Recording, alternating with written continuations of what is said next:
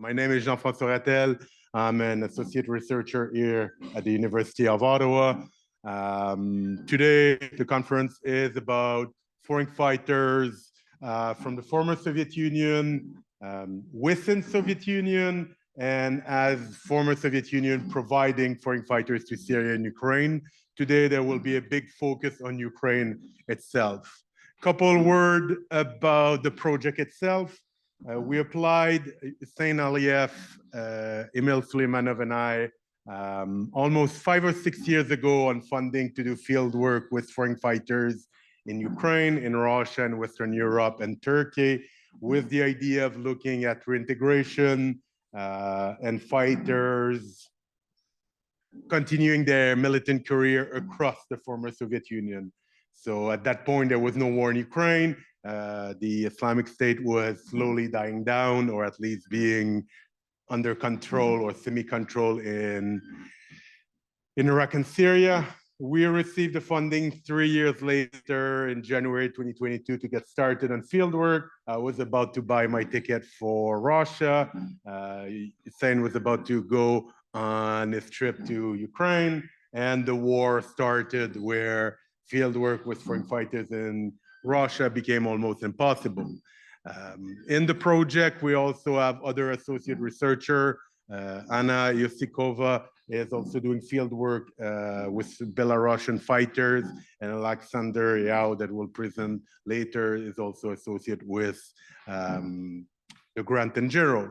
The goal, as I mentioned, was to have a heavy-handed part of field work with regard to foreign fighters, interviews in Russia and Central Asia and in Ukraine. Obviously, that did not happen. So we recentered the grant on field work surrounding the war in Ukraine with regard to the role of foreign fighters in Ukraine, the transit of fighters between Syria and Ukraine, as well as looking at diasporas and activities between Georgia, Turkey, Western Europe, and how foreign fighters from Syria and Ukraine are circulating now on the battlefield. The idea was to understand the motivation at first, the recruitment process, and more as it went with the war in Ukraine, to understand how the war was establishing roles for foreign fighters. In Syria, they act in a way as a force.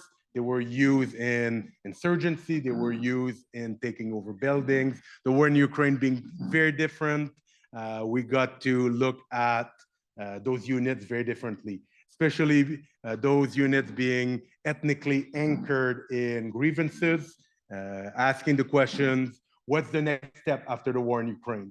Having units from Georgia, from Belarus, from Chechnya, the North Caucasus, as well as the Russian far right. The question was, for now, they fight within the Ukrainian army or in parallel with the Ukrainian army in most of the hotspot of the war. But when the war will end, and it will end at some point, what will all those fighters, we'll see numbers in my presentation after, thousands of fighters that have freedom of movement, high mobility, where will they go? Is it a scenario similar to what we've seen in Syria and Iraq, or something closer to what we have seen in Afghanistan at the end of the 1980s? So the grant started to touch much more broadly on security issues, connection with policy relevant way of addressing reintegration, but from a perspective of a war that had nothing to do to what we've seen in Syria.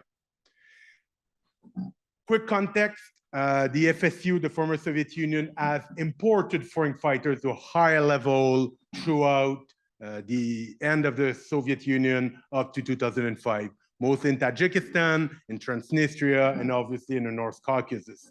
Also, within Soviet Union, you had a circulation of foreign fighters, for example, from the North Caucasus to Abkhazia, to South Ossetia, to Azerbaijan, and even between Central Asia and the North Caucasus. So for years, 15 years almost, Soviet Union or former Soviet Union, and particularly Russia, was at the epicenter of this phenomenon. A lot of former fighters of Afghanistan went to Tajikistan and North Caucasus.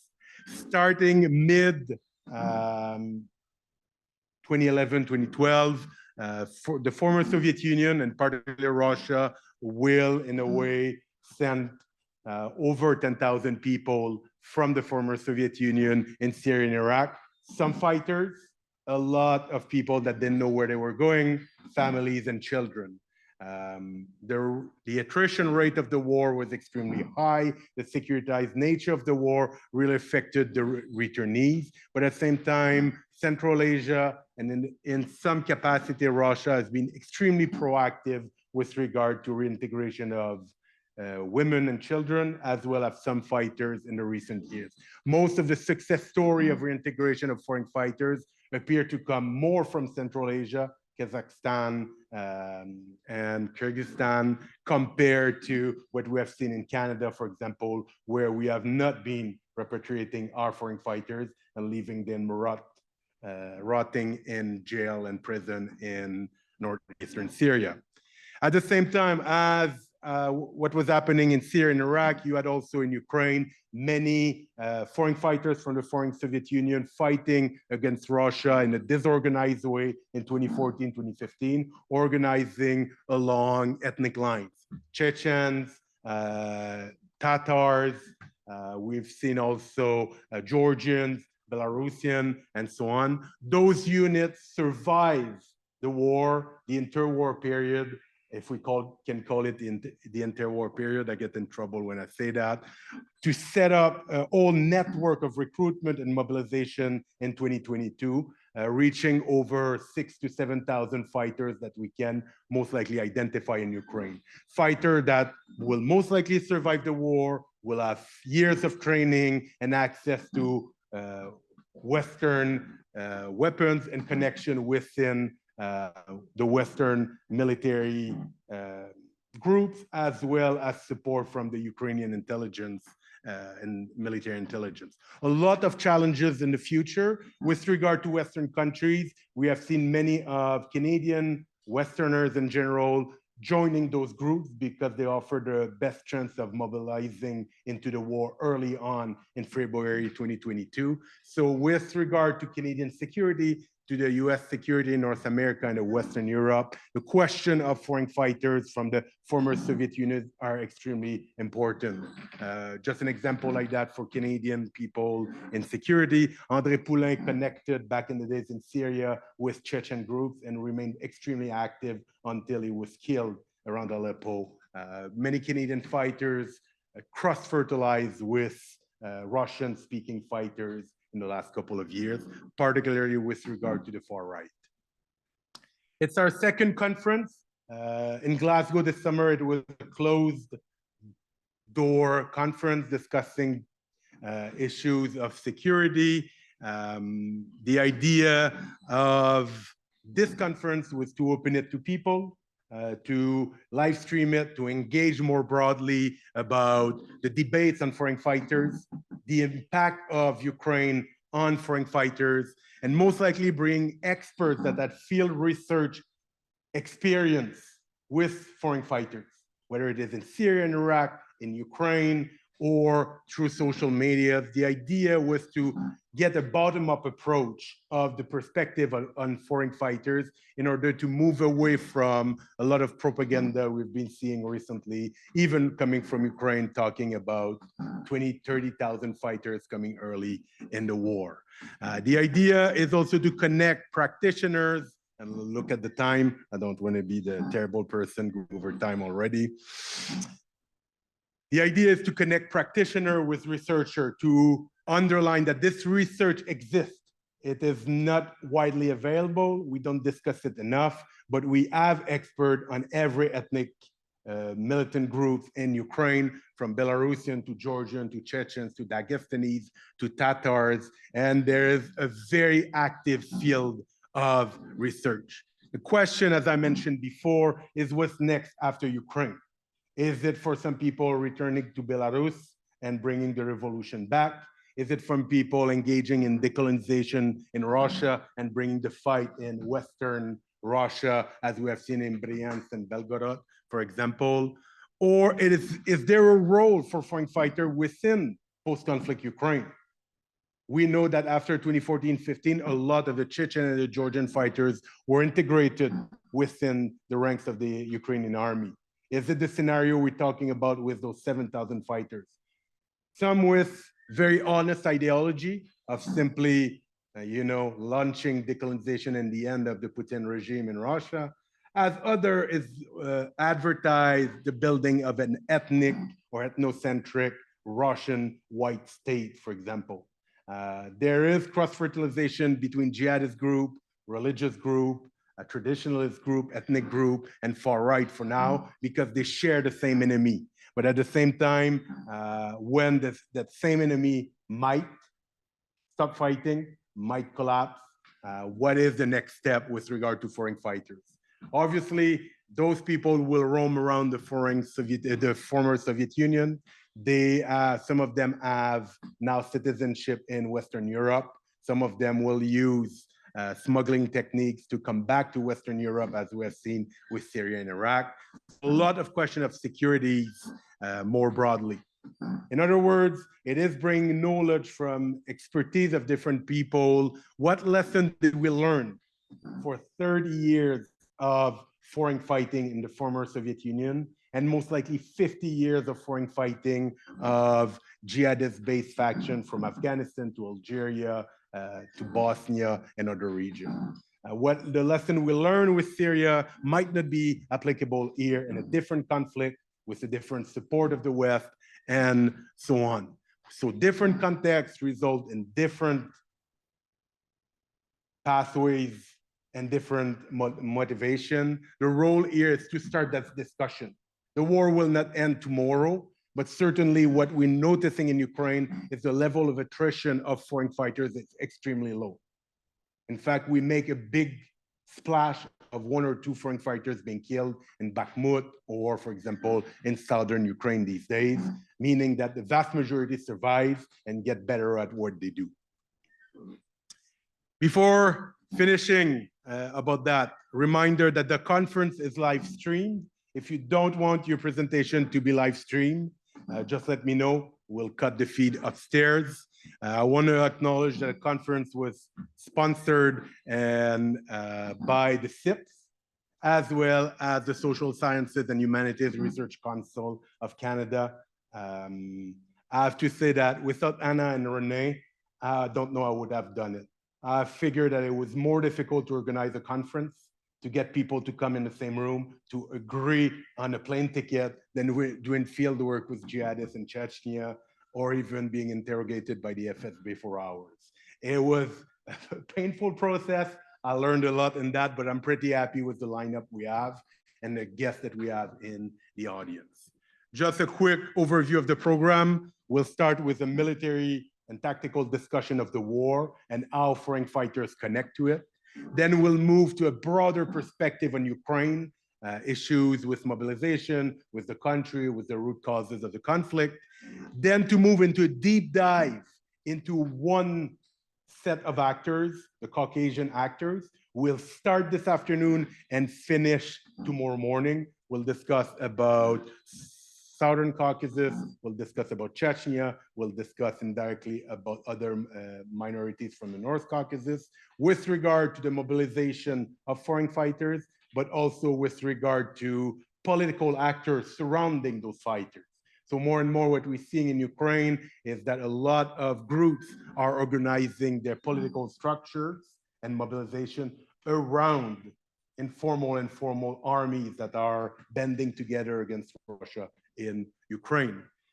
Tomorrow, we'll discuss more about reintegration in Central Asia, the success models that were applied in Canada and the US that were also applied in Central Asia. So lesson learned from the Islamic State and the reintegration of its combatants.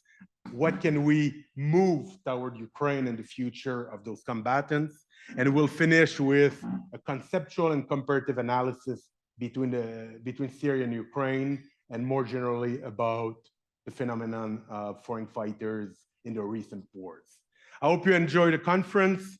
Food will be provided, coffee will be provided. Let me know if you have any questions, concerns, complaints, and I'll be happy to try to address them. welcome to Ottawa and welcome to this conference. We'll start the first panel. Okay, thank you. Good morning. The war in Ukraine has now been going on long enough for us to have a fair idea about its basic nature. So what I'm going to do today is discuss this nature so as to put the rest of the conference in context, and so we can know what sort of war it is these foreign fighters are actually fighting. And I suspect probably not the war they thought they'd be fighting. The first thing to note is that the front lines in Ukraine have hardly changed over the past 12 months. In this slide, territory captured by Russia is in red, back captured by Ukraine is in blue. As you can see, the front line today is pretty much exactly where it was 1 year ago. Overall, this year, the Russians have captured about twice as much territory as the Ukrainians. That said, as a percentage of Ukraine's total territory, both sides' gains are insignificant. Neither Russia nor Ukraine can claim to have made notable progress. Roughly speaking, you can identify 3 phases in military operations this year. The first was the Russian Bakhmut offensive that ended with the capture of that city in May. The second was the Ukrainian summer offensive, which has been gradually petering out over the past 6 weeks or so. And the final phase has been a gradual shifting of the initiative back into the hands of the Russians, who are now attacking on numerous sectors of the front. But this is an incomplete process. Both sides are actually undertaking attacks. So you might say that as things currently stand, neither side has the initiative. In Ukraine and in the West, great hopes were placed on Ukraine's summer offensive. This took place on 2 main axes. The first was around Bakhmut, and the second was in the south in Zaporozhye province and around the border of Zaporozhye and Donetsk provinces. So let's look at how this went. And the answer is not well. The Ukrainians began attacking in the Bakhmut area in early May. The objective was to encircle Bakhmut from north and south. In the northern element of the operation, pretty much came to a halt after a short distance. In the south, by contrast, the Ukrainians have managed to advance a short way, but as you can see from this map, it's that little area marked in blue towards the south. They've come nowhere near to encircling Bakhmut. In fact, in 5 months of continuous attacks, they've advanced maybe 7 or 8 kilometers, and there's no sign of any potential breakthrough.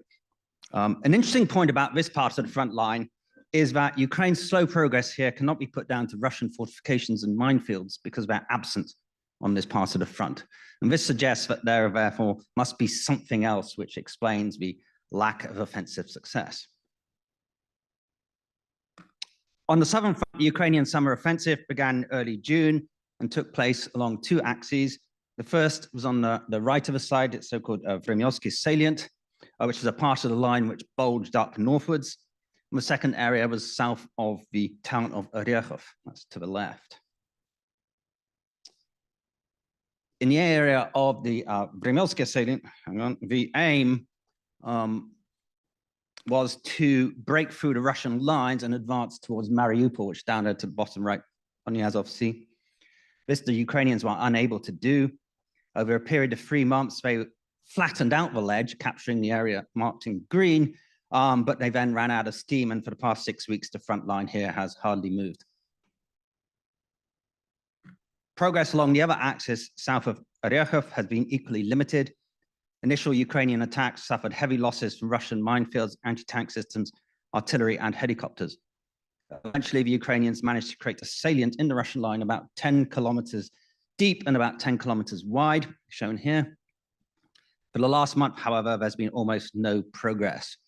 One point I'll just make at this time is that you create problems to yourself when you create a little bulge, small little bulge like that, because the further down you get in the bulge, the further away you get from your support systems, such as your artillery, which you then need to bring forward.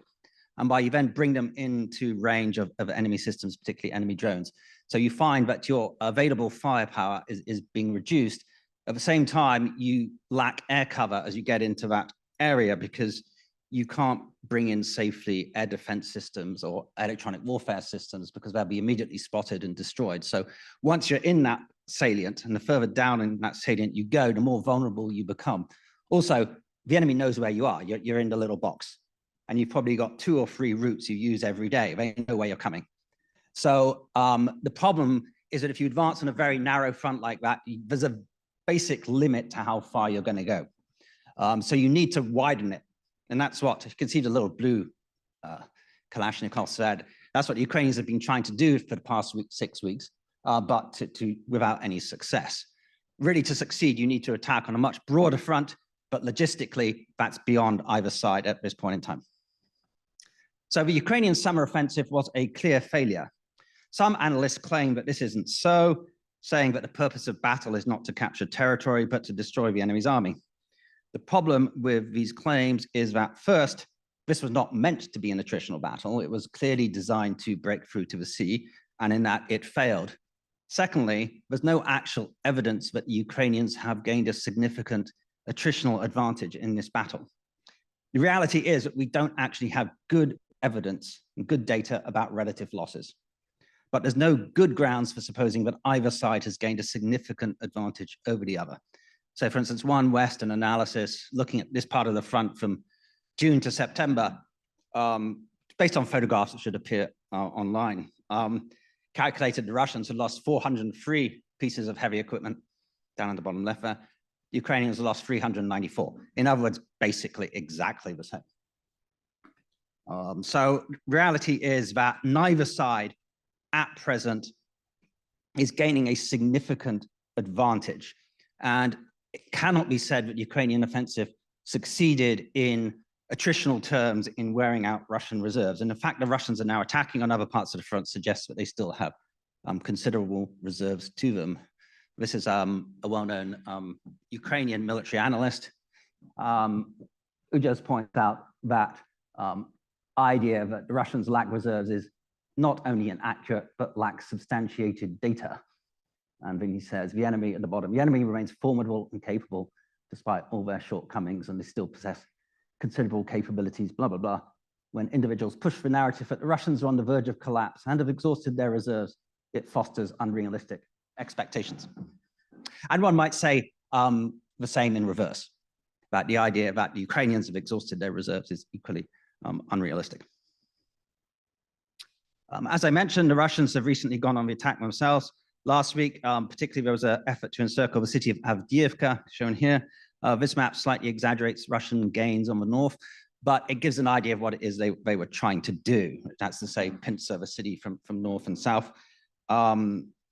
This attack did not go well, it must be said. It was an attempt to launch a big armored assault, which was largely repulsed with heavy losses. And we've seen this repeated elsewhere. Wherever the Ukrainians have attempted a large armored assault, so classic Second World War style assault, it's ended badly. And it's ended badly for Russians too.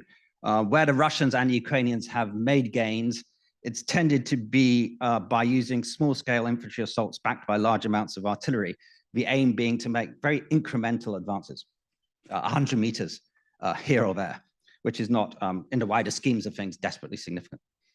And all this suggests that the failure of the Ukrainian summer offensive isn't due to specific errors made by the Ukrainians, but due to certain objective characteristics of this war that make offensive action extremely difficult. So for what remains of the talk, I will discuss what these characteristics are and why it would probably be unwise to expect either side to strike a decisive military blow against the other. So I'll begin by talking about defensive systems such as minefields, trenches, and bunkers. As the front line has become more static, the opportunity to develop fortifications has grown, and we should expect them to become more and more widespread and more sophisticated as time goes on. And there's something of a vicious circle here. The more the front stagnates, the more opportunity you have to build fortifications. Therefore, the more the front stagnates, and so on. The existence of layered defensive systems has been widely held up as a major reason for the failure of the Ukrainian summer offensive. Minefields have attracted particular attention, so I'll just show a short video demonstrating the effect these have.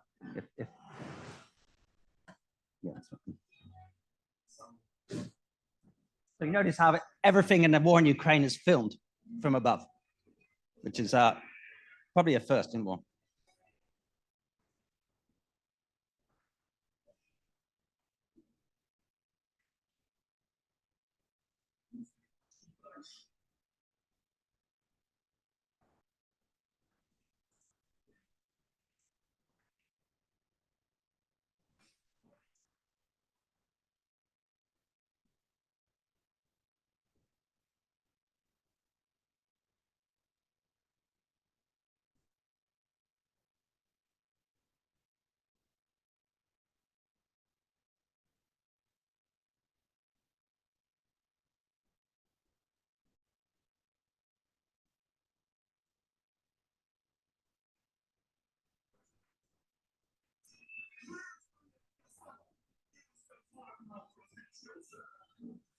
Okay, how do I stop that? Okay, I think you get the point. There's about 6 armored vehicles destroyed in a minute by mines. As I said, though, progress where these sort of minefields are not present has been equally slow. So putting the failure of offensive action solely down to this, I think, would be somewhat unwise. There are other factors involved, and one of these is modern battlefield surveillance, which is, if not total, it's certainly somewhere near, by historical standards, fairly near total, due to the ubiquity of modern drones, which enable each side to look through the fog of war and eliminate the possibility of surprise. By far the most common of the so-called FPV drones, or first-person view drones. You see just a small little quadcopter here. It's fairly typical. The Ukrainians initially were ahead of the Russians in this regard, but the Russians, having taken some time to realize how important these were, have caught up, and Russian industry is now said to be producing tens of thousands of these every month.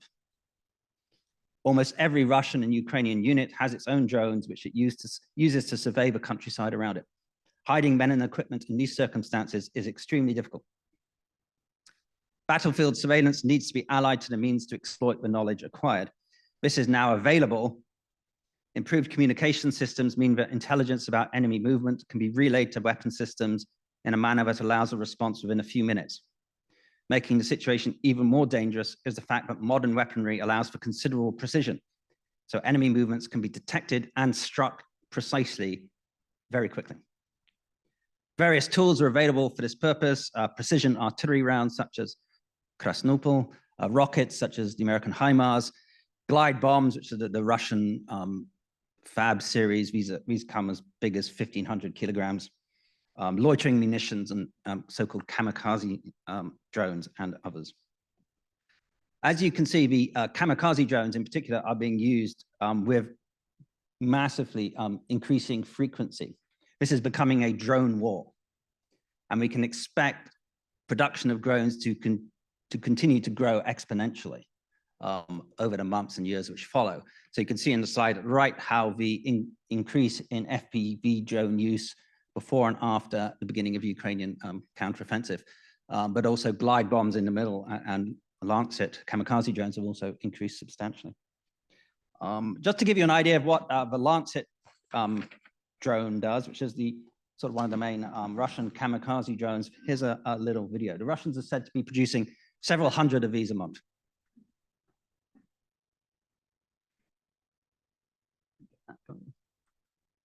Oh, how do I get that to?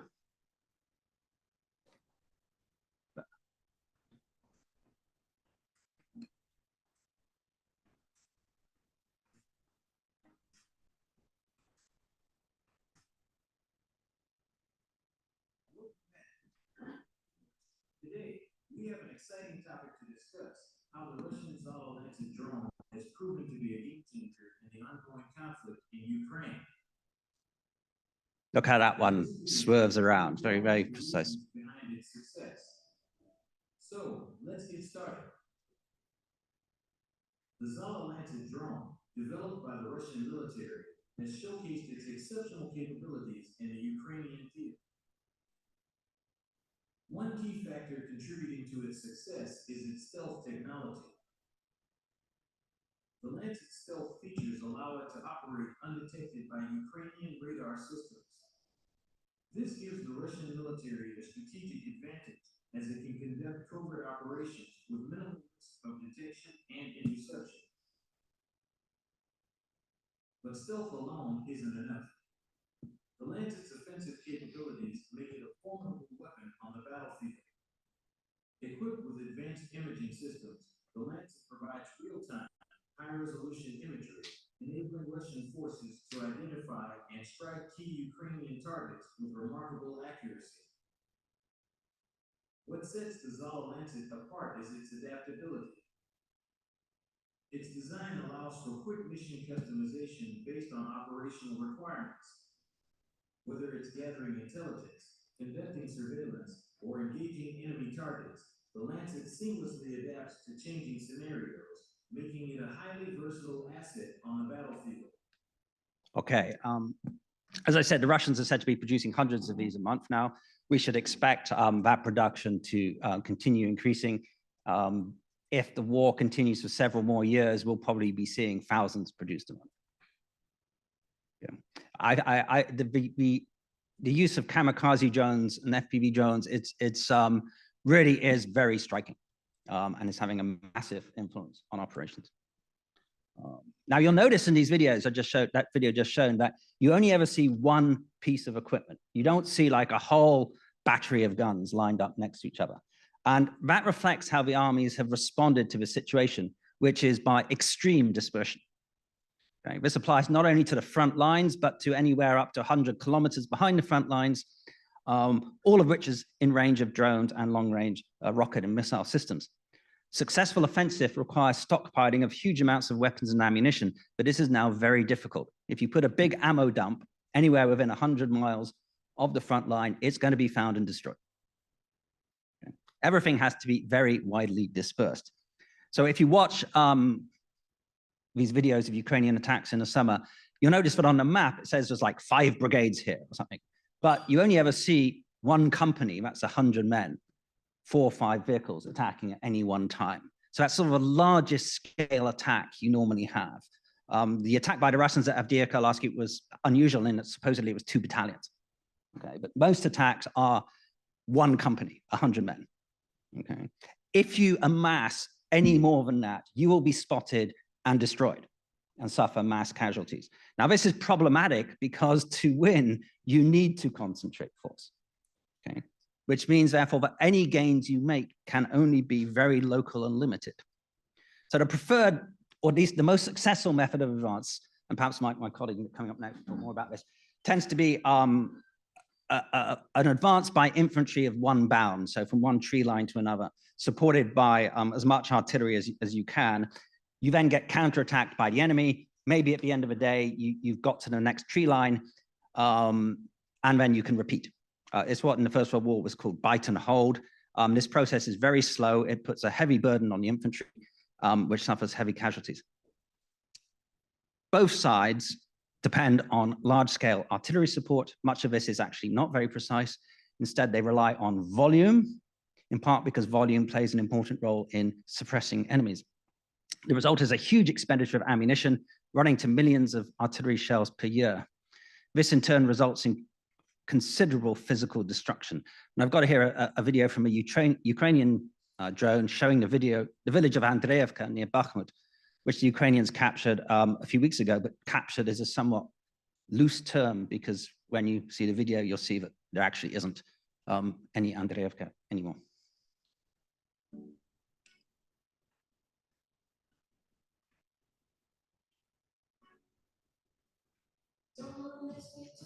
So you can see how many shell holes are around this one little village.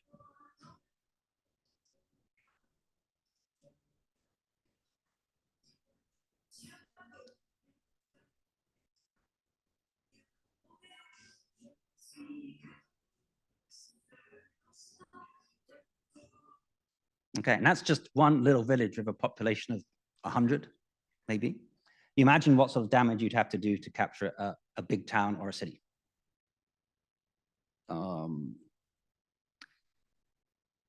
The slow nature of offensive action has another problem, which is it gives the defenders plenty of time to bring up reserves. Any potential gaps in the defensive line are filled long before they appear. Okay, because it takes so long to wear down the enemy, but he has plenty of warning that you know, there's a problem and he can get reinforcements there.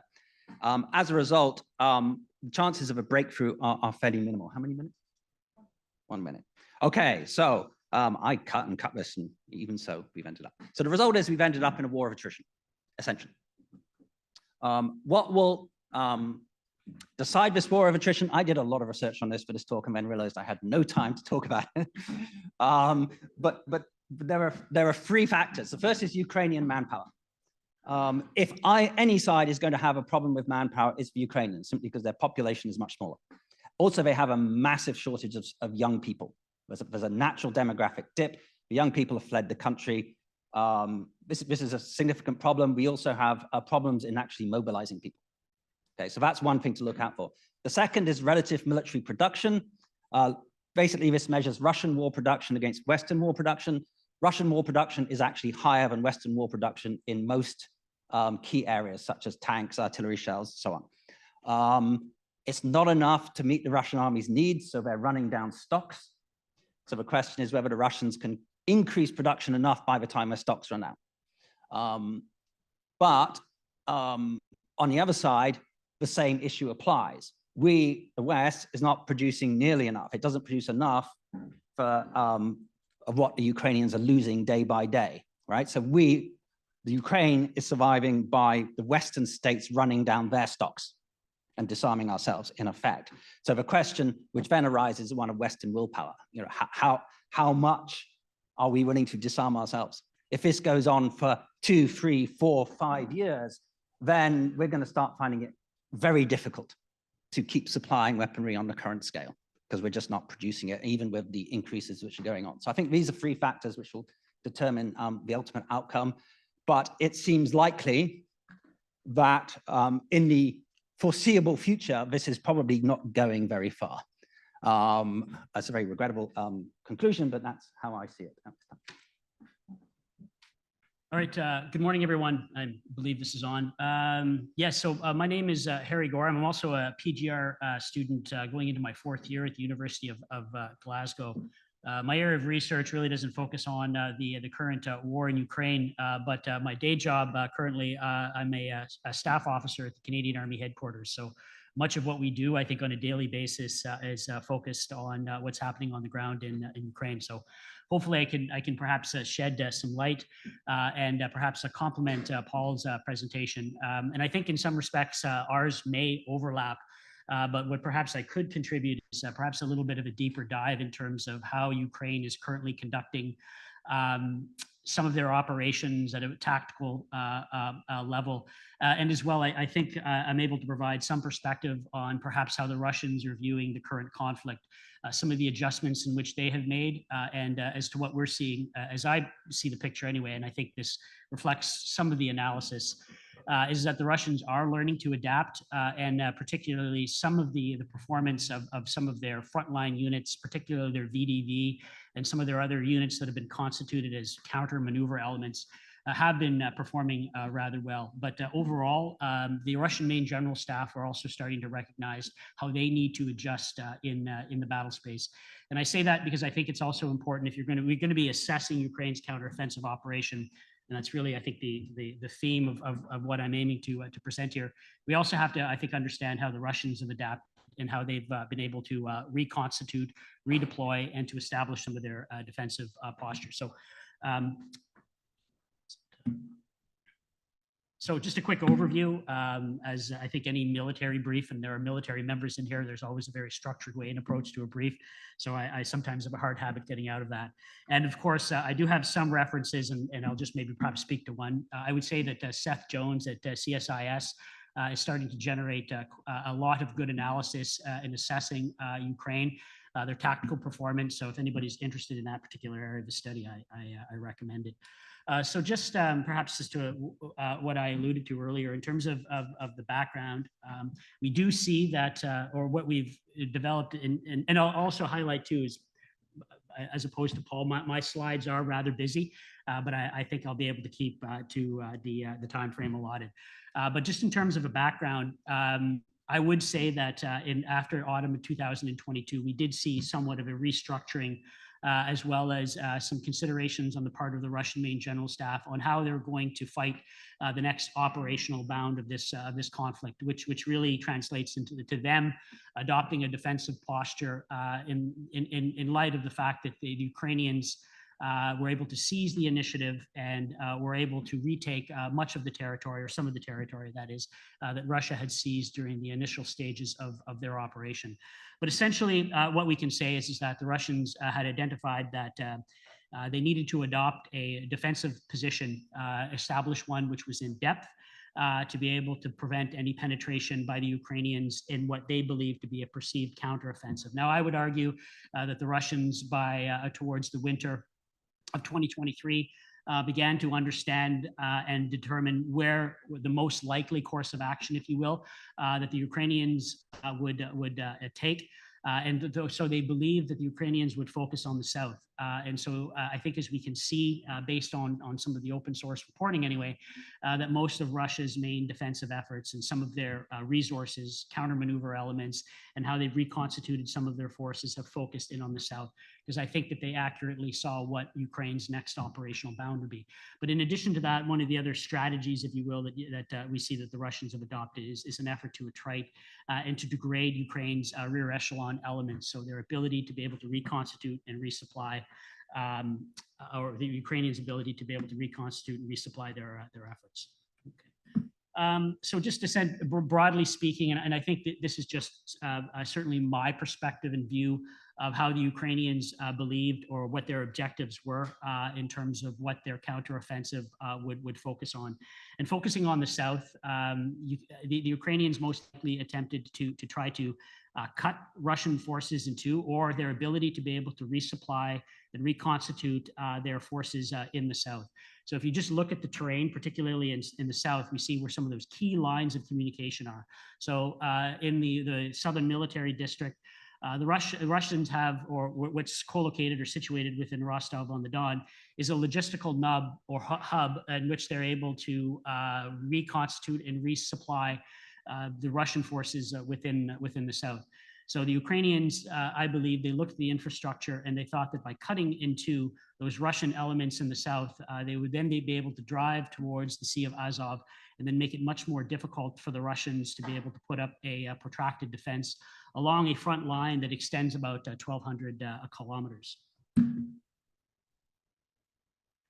So as I think I mentioned, in order for us, I think, to accurately assess the Russian counteroffensive to date, I think we need to look at Russia's defenses and how they pre-positioned and built what is probably constituted still as the sort of Viken line, but that front line that they're focusing on in the south. And I think Paul had brought up a number of good points in terms of how they've developed those defensive.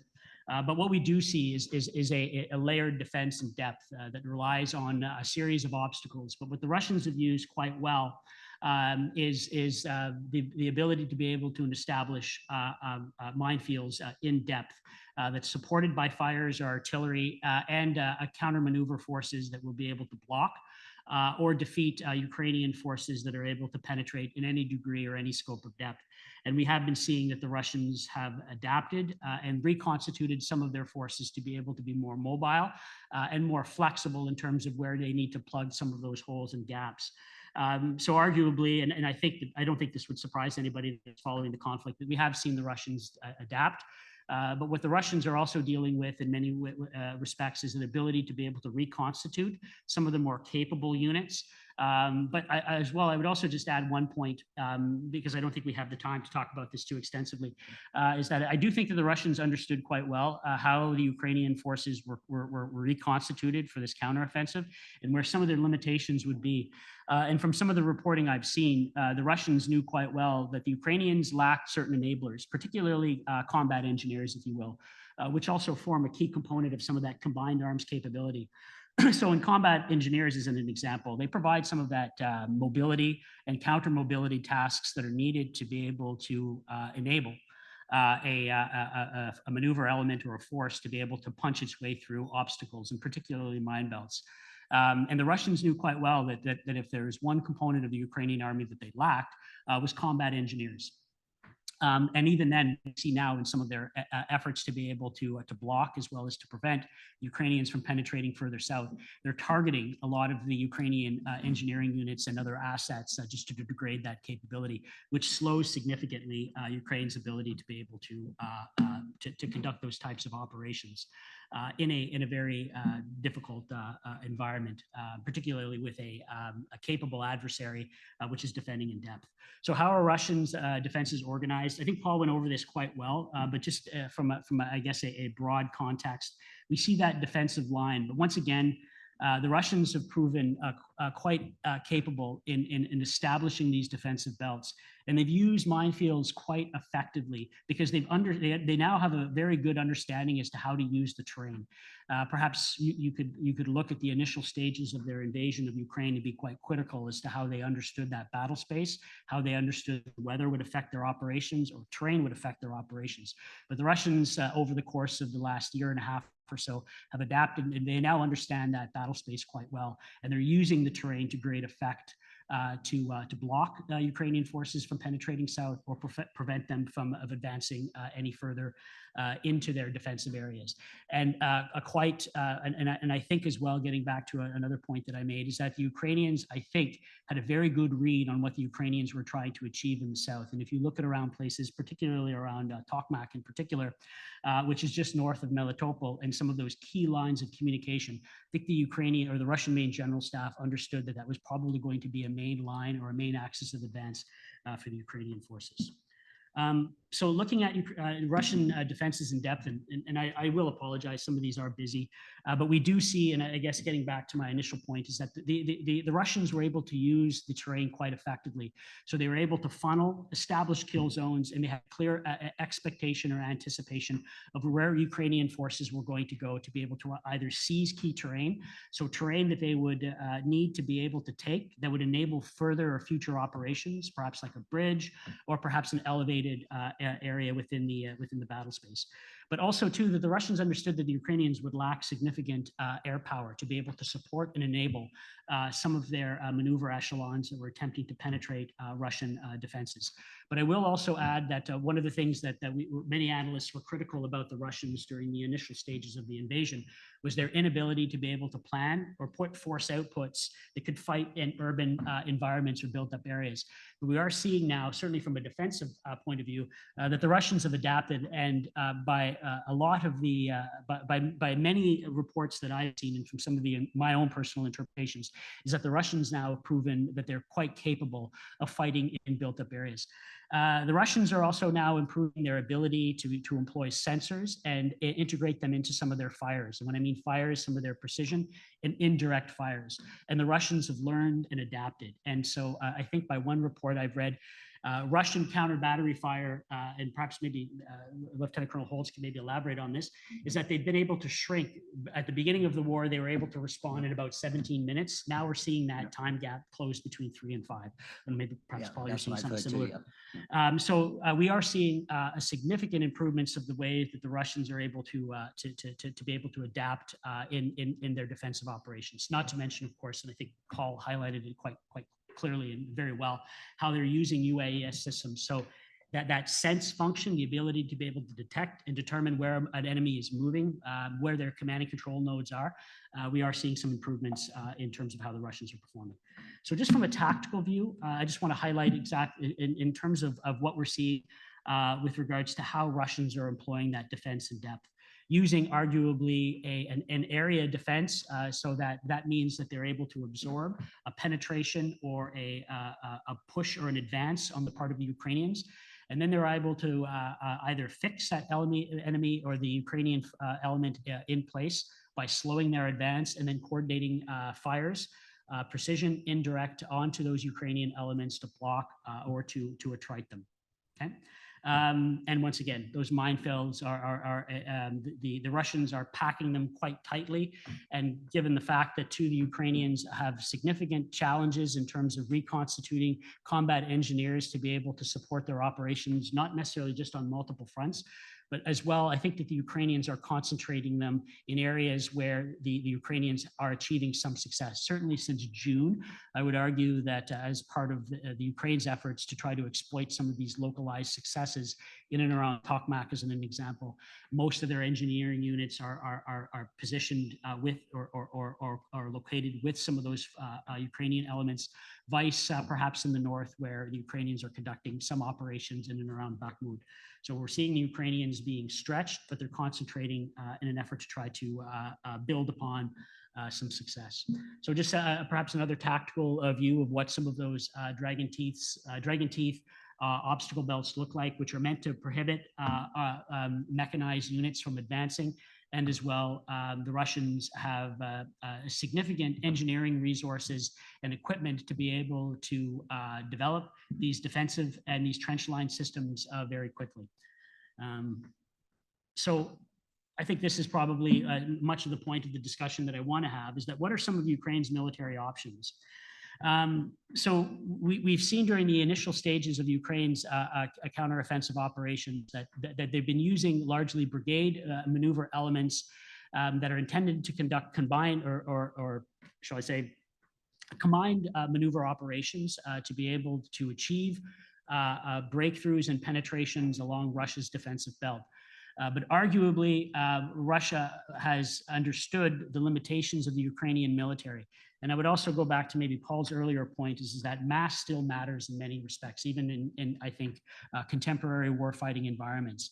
And the inability that the Ukrainians have to be able to exploit localized successes, either with follow-on forces that can penetrate in depth, or the ability to be able to sustain significant losses so that they can maintain their tempo, and of course is the resources and the equipment that would allow them to enable some of those mobility tasks that are key or that are essential and that are used by engineering assets that can be supported by fires and whatnot. But we are seeing that the Ukrainians have limited options based on the fact that they have limited resources. So with that being said, we are seeing that given the fact that the Ukrainians are now seeing some success in the south, predominantly within the Zaporizhzhia area, they are able to continue their moves and their advances south in an effort to cut those Russian forces or their southern front in two, reach the Sea of Azov, and disrupt the Russian ground lines of communication. So just, I think, getting back to another point as well, what we are seeing, particularly within this battle space, is that the defense retains certain advantages.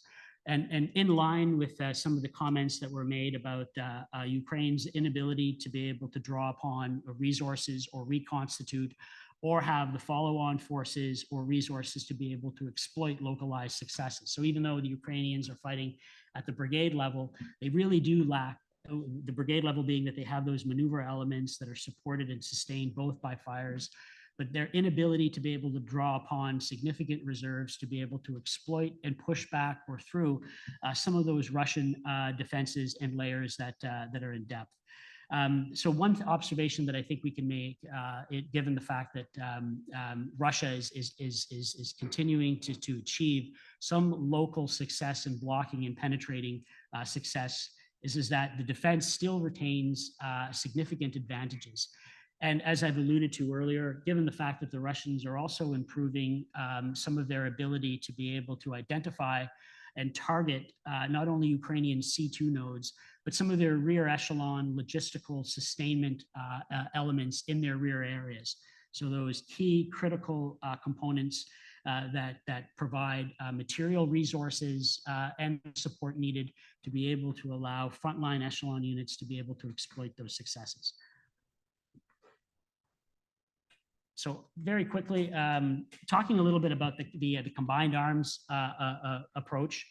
I think in many of us understand that in the lead up to Ukraine's counteroffensive, many Western countries were attempting through various training programs, as well as the types of materials and forms of equipment that were being supplied to the Ukrainians, in addition to, in some respects, revising the doctrine and force structures of the Ukrainian, putting in place a combined arms construct in which the Ukrainians would use. And largely within a Western context, that means the ability to be able to synchronize simultaneously the application of fires as well as maneuver within a particular battle space. So the types of force outputs that the Ukrainians were developing in conjunction and support with other Western NATO, other Western countries, and particularly NATO, we began to see these brigade combat teams to be constituted within the Ukrainian military. And they were constituted largely to be able to enhance and to promote maneuver on the battle space, but in conjunction with that, to be able to be support and enabled by fires. But I think what we're seeing primarily since June is that the Ukrainians have assessed and looked at this particular approach. And I would argue that they've made certain changes, both to their operational outlook, but also as well to some of those force output constructs and to their brigade constructs that would enable them to adjust in terms of how they're seeing the battle space. And as well, the Ukrainians understand quite well that the Russians have also adapted and have adapted rather well. So I think what we're seeing in some respects now is that the Ukrainians have changed in some respects their force employment and how they're utilizing some of their combined arms elements to be able to carry on with their offensive operations or exploit some of those till now tactical level successes. So in some regards, we've seen them reorganize. I think because in my mind, this could probably be a separate discussion. But as well, the Ukrainians have also been forced to reevaluate these force outputs and how they're conducting brigade level operations or conducting that combined arms fight, given the fact that they've sustained a significant amount of attrition. So we are seeing them focus and put a significantly more amount of emphasis on supporting fires while conducting more dismounted operations to achieve much more localized and tactical level successes. And which of course does not necessarily translate into those types of exploitations or pushes or advances that would be able to achieve some of those in-depth or those deep battle types of operations that Paul had mentioned earlier, which include the ability to be able to target Russian elements in depth, while also able to support Ukrainian maneuver elements that are able to punch and penetrate through some of those layered defense elements. So just in terms of looking at what we're seeing, the Russians, or the Ukrainians, I should say, in line with what I had mentioned earlier, is that the Ukrainians have also improved in terms of their counter battery efforts. So what we're seeing is, as opposed to emphasizing and supporting primarily just on maneuver elements, the Ukrainians have been targeting much of Russia's own artillery, direct and indirect systems. So we see in June where some of the shift in tactics as well as operational outlook began to refocus. And in June, the Ukrainians were able to trite and to degrade Russian counter battery and direct fire systems quite effectively.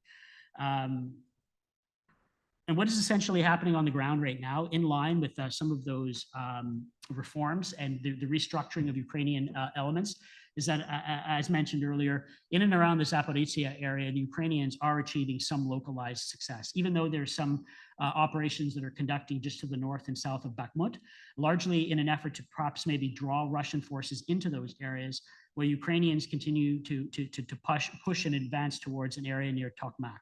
And as we can see, particularly around Robotin, the Ukrainians are making some advances. So I think Paul had highlighted this on his other slide, but just in and around Verbov, we are seeing the Ukrainians, particularly focusing on a lot of dismounted and infantry operations, beginning to penetrate and push through some of the Russian first line defensive belts.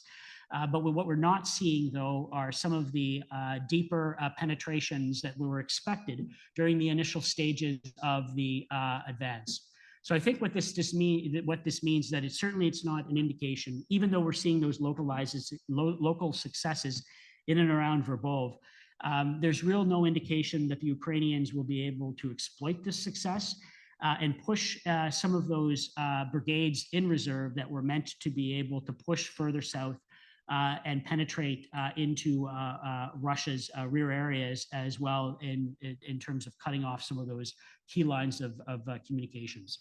So in terms of just a perspective that based on some of the reporting that I have seen, is that the Ukrainians are increasingly recognized that there's a requirement to focus on fires. So they are trying to, primarily within, I would say, a localized area within the south, is to achieve fire dominance over the Russians.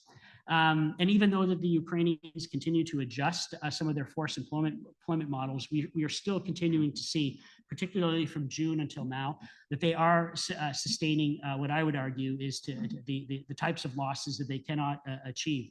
And to follow on with what I've said, Ukrainians as well as the Russians are observing that that the Ukrainians particularly are losing a lot of those key enabling capabilities. So there's combat engineers, but as well, Russian counter batteries have also effects and missions have also proven to be quite effective. And the Ukrainians are also starting to suffer in terms of some of their artillery and those key C2 nodes and sense nodes that are allowing them to see the battle and to be able to target the Russians effectively in depth.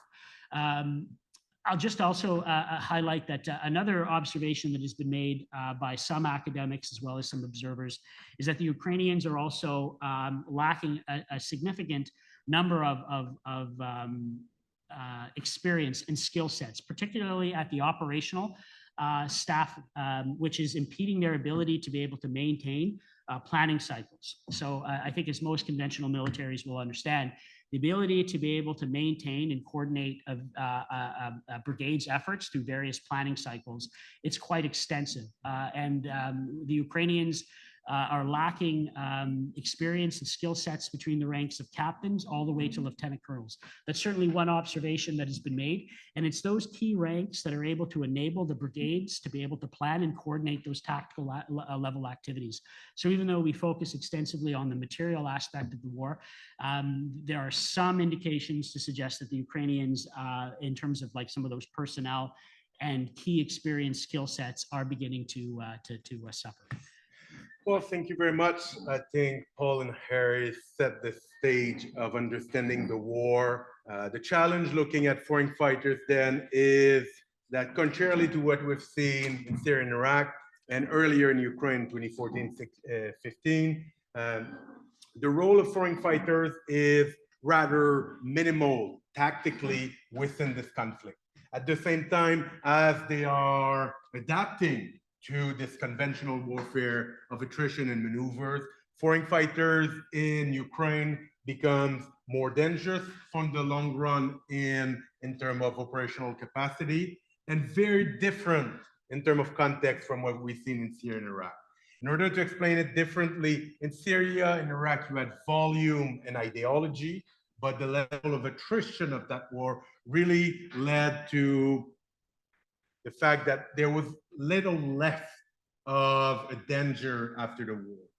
The case of Ukraine actually is that foreign fighters coming to the country in 2022 have get much better expertise at fighting urban warfare, using artillery and infantry tactics, and particularly engaging in FPV and drone activities. In other words, what we're seeing is what was less than professional in Syria and Ukraine earlier on has rechanged the nature of the tactical importance of foreign fighters with regard to foreign fighter activity.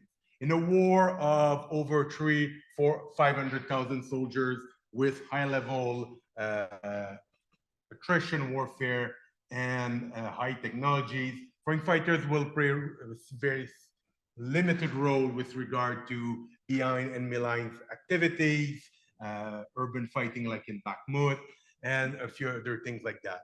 The question is more what they learn on the battlefield and how they will adapt after it. So the way I'll structure this talk is, first of all, explain to you the context of the former Soviet Union providing fighters and transnational activists to Ukraine and to Syria. So roughly from the Soviet Union or former Soviet Union, 10,000 people left between 2012 and 2016 to join independent Jamaat, different terrorist group, and the Islamic State.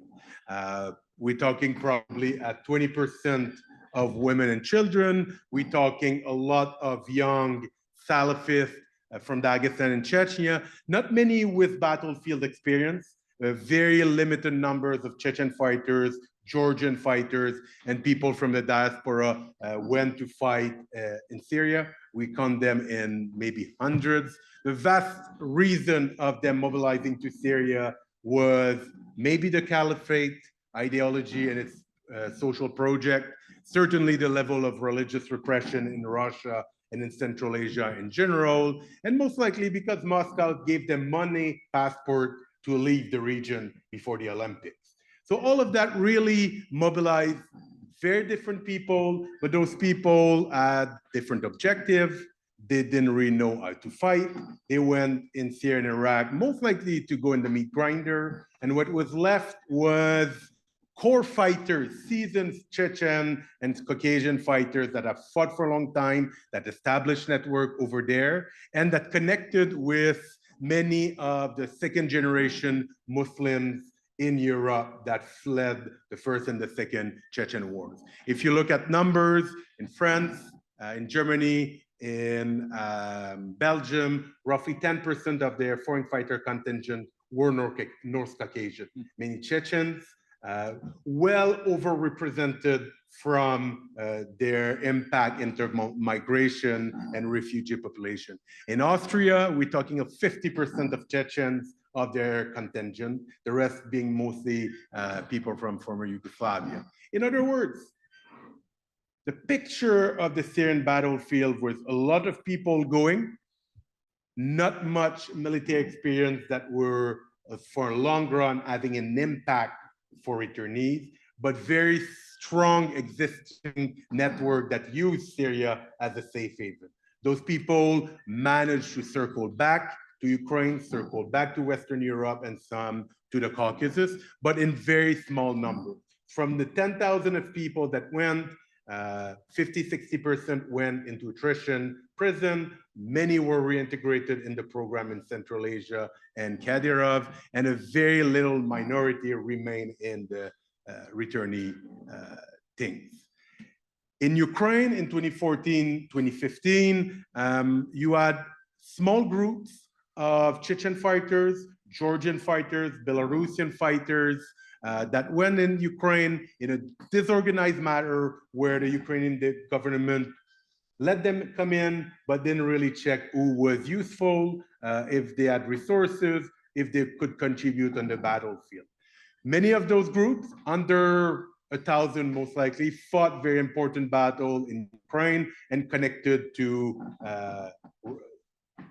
activists in Ukraine, as well as the Ukrainian army. So in terms of attrition, the level of attrition was relatively low. They developed skills and they maintained their presence in Ukraine after the war. Some Belarusian returned to Belarus or to Poland, as many Chechens stayed in Ukraine. Some, as we will see, will be deported to Russia, surprisingly. Other will be integrated within the Ukrainian forces. Same thing for the Georgian. So in terms of long-lasting effect of foreign fighting in the period between 2012 and 2016, Ukraine had a much bigger impact in military capabilities than Syria had, even if the numbers were completely different. Most likely, we can identify 5 networks or 5 groups of ethnic fighters that remain connected to Ukraine after 2016. 2 Chechen groups, the Dzhokhar Dudayev Battalion and the Sheikh Mansour Battalion. For the first one, many of them became integrated into the Ukrainian army. Some of them, as I mentioned, under pressure from Russia and Interpol, were deported to Russia and disappeared in the system. Others were targeted by the military intelligence and the FSB on Ukrainian territory. But these groups were able to maintain a strong presence and military capabilities from 2016 up to the beginning of the war. They will be anchored into the mobilization system of a new round of foreign fighters, as well as Ukrainian. So as much as the Dzhokhar Dudayev Battalion and the Sheikh Mansour Battalion, there will be networks of mobilization that will support the mobilization in February and March and really grow their political forces in Ukraine starting in 2022. Same thing for the Georgian Legion. They fought in 2014, highly military capabilities, and many of them will be integrated into the Ukrainian army and into the preparation of the insurgency that never really happened in Ukraine in 2022. So as much as the North Caucasus and the South Caucasus, and we'll have a deep dive of that this afternoon, those networks will really represent what will galvanize the foreign fighting capabilities in Ukraine at the beginning of the Russian invasion. At that point, their military capabilities was most likely about urban fighting, about infantry activities. They were not equipped with a very modern armed system, but at the same time, they gained that experience where in an insurgency, they would be able to sustain very high military activities against Russia in Ukraine or in Russia. But the problem is that those groups face what was described as a very modern conventional fight at the beginning of 2022. So many of those groups played relatively small role behind enemy lines, developing reconnaissance and sabotage units, particularly in Kharkiv, around Kyiv at the beginning of the war, and so on.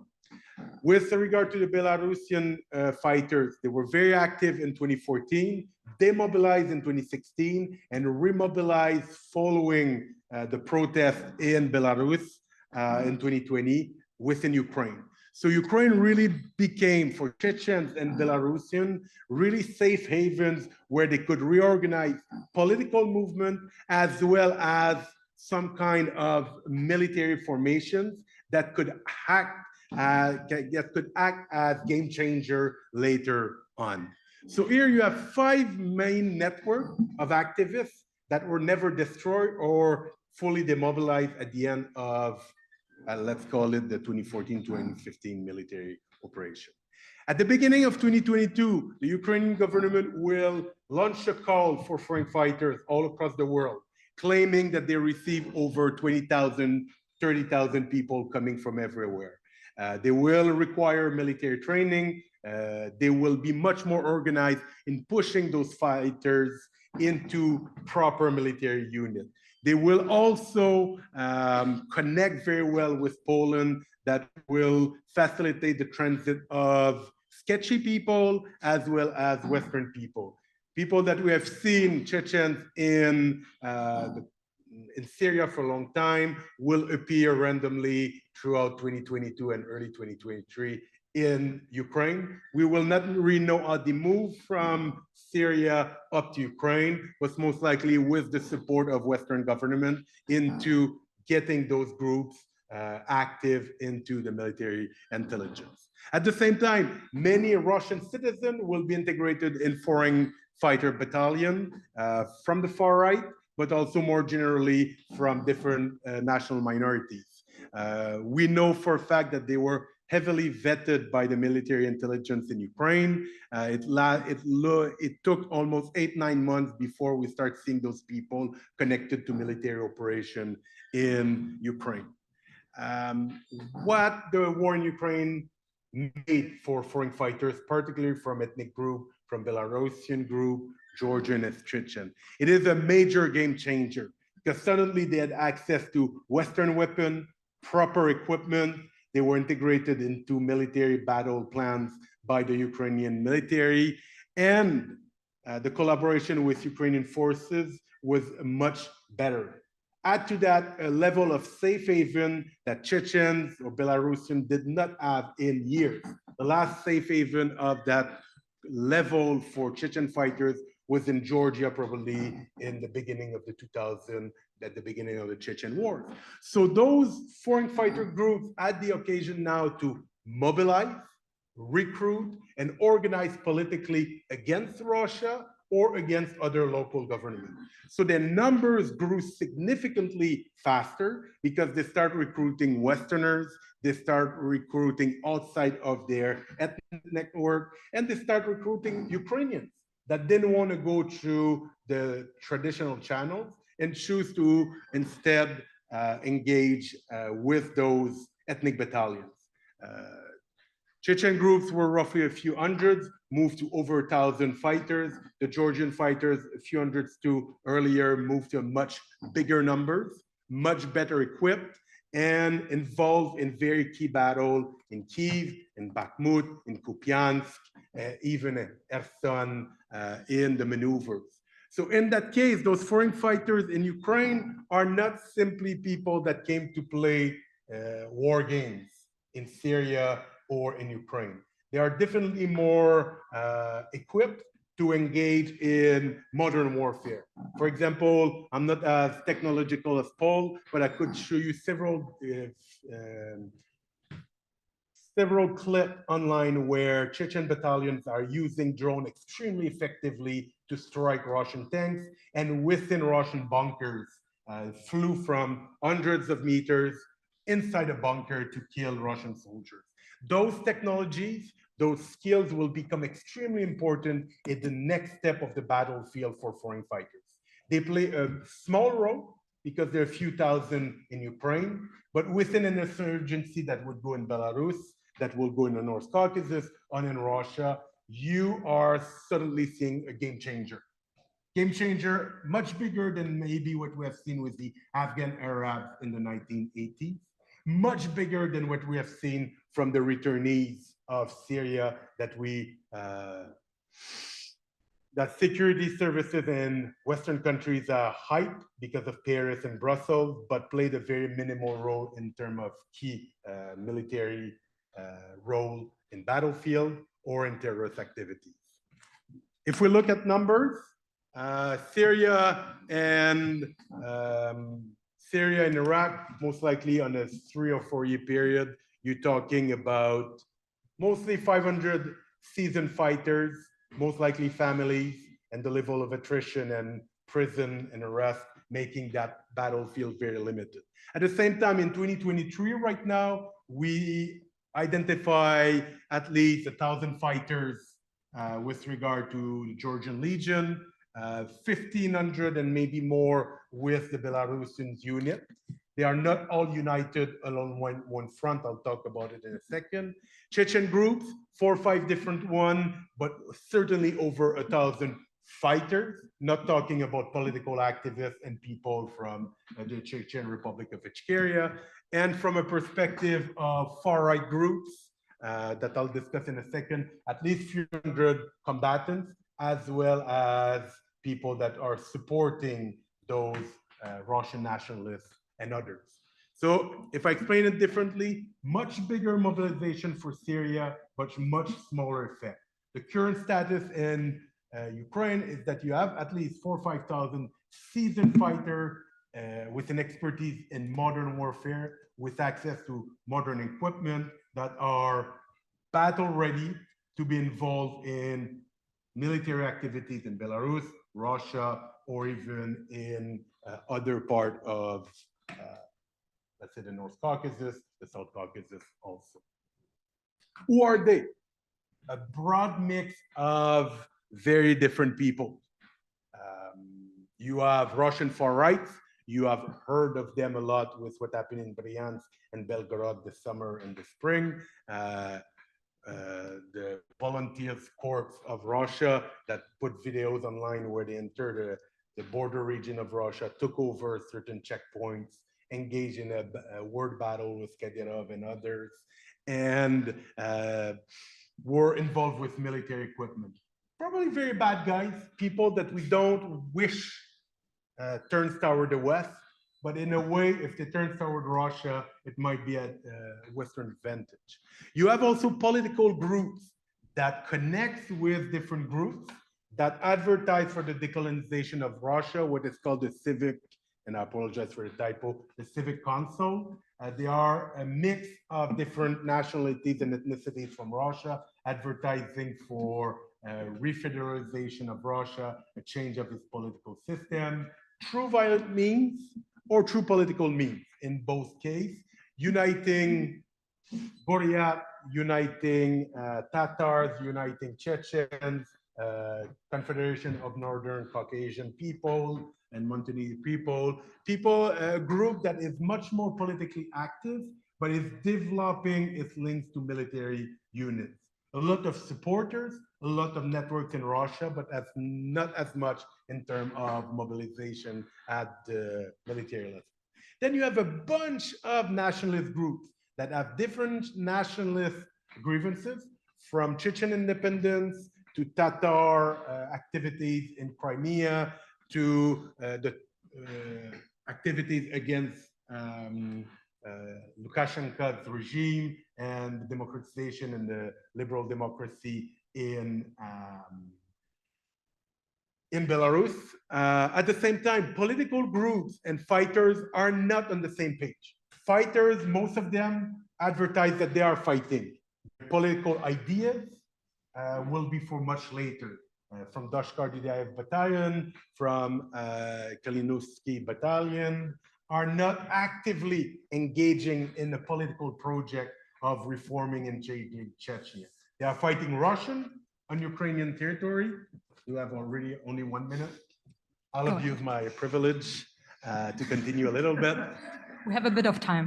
And add to that several numbers of religious and jihadist groups, whether religiously traditional group or group that have been involved around Salafi circle, or even existing Islamic State members in Ukraine. I won't have time to discuss as much about it. We know, for example, that Al-Qaeda and the Islamic State have openly prevented their members to get active on the battlefield in Ukraine because crusaders are fighting crusaders. But that doesn't mean these people are not somewhere in the pipeline between Syria, the Balkans, and Ukraine, and even Western Europe. As I mentioned, groups like Ajnat al-Tafkaz that were active in Syria, that are more seen like Chechen traditionalists, but religious, managed to make their way in Russia, in Belgorod, as well as all across the front behind enemy lines in Luhansk, in Donetsk, as well as in Kharkiv. So these groups are military savvy, tech savvy, and they're more and more used by Ukrainian military intelligence in order to target Russia or within the alliance. The difference is they prep for an insurgency, but the difference is that this insurgency never happened in Ukraine. We fell into a conventional attrition warfare rather than a counterinsurgency that Russia would have fought in Chechnya or in Syria, for example. Because the battlefield is not what foreign fighters are looking for, they remain in the shadows, but with extremely strong presence. And Ukraine is, as I mentioned, the most important safe haven, quality safe haven for foreign fighters targeting Russia or other activities in a long, long time. Since Syria in 2015, when the caliphate existed, or almost since Afghanistan in the 1980s. This will produce a generation of fighters that will be very difficult to recycle into other activities. Their comparative advantage is fighting, and they have put this comparative advantage to a new level by their collaboration with the Ukrainian army. They have heavy grievances against Russia and government, and they have the level of mobility that the Islamic State did not have. Tomorrow they can move to Georgia and legally move to Georgia. Tomorrow they can move into Belarus through the border, supported by Ukraine, the Ukrainian intelligence.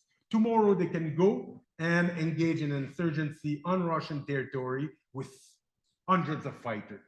The Chechen insurgency did not have hundreds of active fighters like that since 2012 or 2013, the quality of military equipment. So we are in a game-changing period. We hope strongly that this mixed match of people, jihadists, far right, nationalists, religious, decide to target the bad regimes, Russia, Belarus, even other repressive regime in former Soviet Union.